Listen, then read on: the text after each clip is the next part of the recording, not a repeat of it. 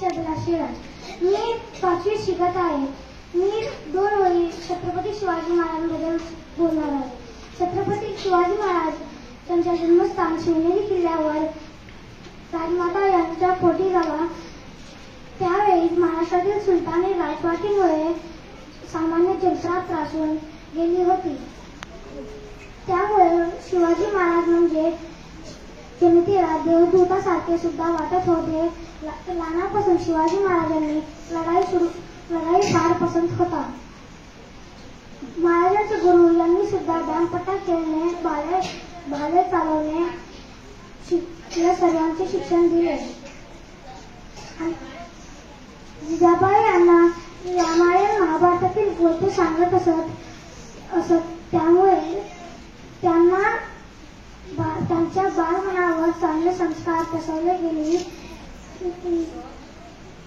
नीतिमत्तेचे राजकारण कसे करावे, राज्य कसे चालवावे या सगळं ज्ञान यांना लहानापासून मिळाले होते. धन्यवाद.